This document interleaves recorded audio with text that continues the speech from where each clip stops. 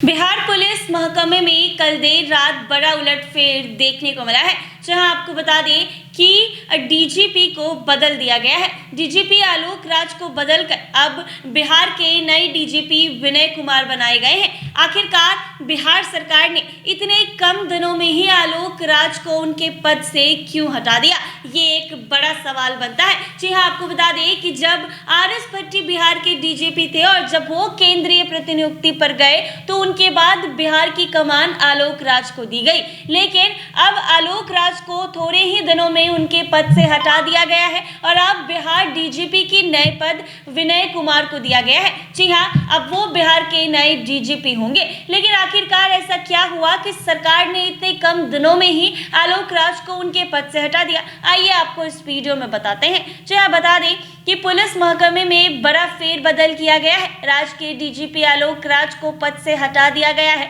उन्हें पुलिस भवन निर्माण निगम में वापस भेज दिया गया है। विनय कुमार बिहार के नए डीजीपी बने हैं, लेकिन सवाल ये उठ रहा है कि डीजीपी पद से आलोक राज की इतनी जल्दी छुट्टी कैसे हो गई? बिहार सरकार ने 30 अगस्त 2024 को आलोक राज को राज्य का पुलिस महानिदेशक यानी डीजीपी बनाया था। कुल मिलाकर देखें तो डीजीपी पद पर उनका कार्यकाल सिर्फ 3 महीना 13 दिन का रहा। लेकिन मूल सवाल ये है कि आलोक राज को इतने कम समय में क्यों हटा दिया गया?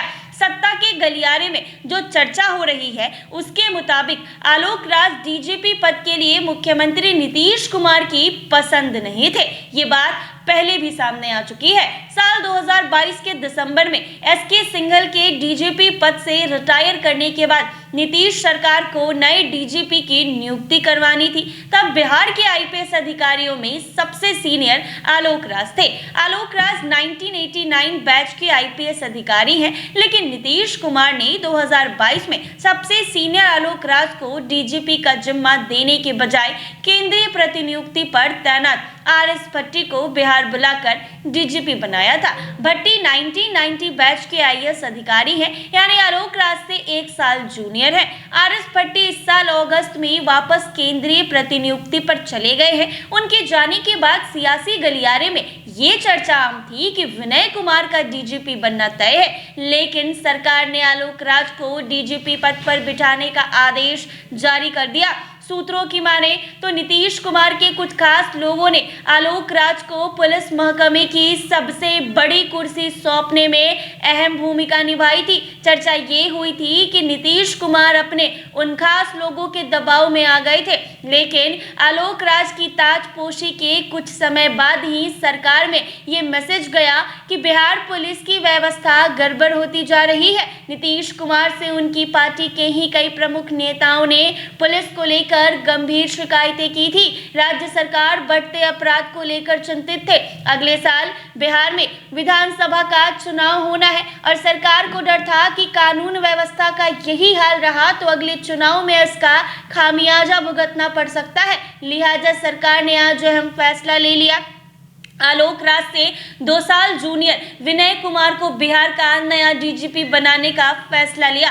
विनय कुमार अपनी सख्ती और ईमानदारी के लिए जाने जाते हैं। वो लंबे समय से सीआईडी के एडीजी पद पर तैनात रहे हैं। इस दौरान सीआईडी ने कई अहम मामलों की गुत्थी सुलझाई है। सरकार को ये उम्मीद लगाकर बैठी है कि विनय कुमार के डीजीपी बनने के बाद बिहार पुलिस की हालात सुधरेगी। देखना ये होगा कि सरकार की उम्मीदें कहां तक पूरी होती है।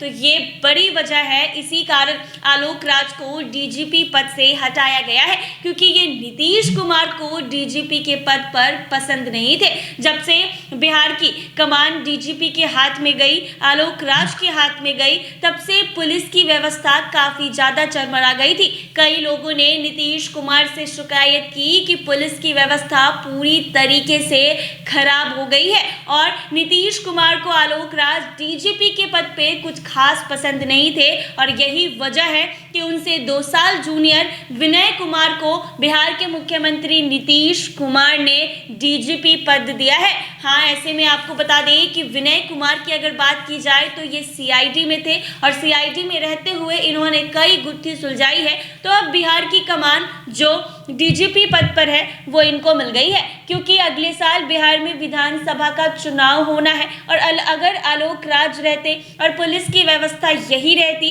तो चुनाव में इसका खामियाजा मुख्यमंत्री को भुगतना पड़ सकता था, जिसका नजर रखते हुए मुख्यमंत्री नीतीश कुमार ने आलोक राज को डीजीपी पद से हटाकर विनय कुमार को बिहार का नया डीजीपी बनाया है। अब देखना ये होगा कि इनकी डीजीपी बन जाने के बाद क्या कुछ क्राइम पर लगाम रहता है, पुलिस व्यवस्था कितनी अच्छी तरीके से ठीक होती है। ऐसे ही तमाम अपडेट्स के लिए बने रहे NBC 24 पर। अगर ये वीडियो फेसबुक पर देख रहे हैं पेज को फॉलो कर ले, यूट्यूब पर देख रहे हैं चैनल को सब्सक्राइब करना ना भूलें।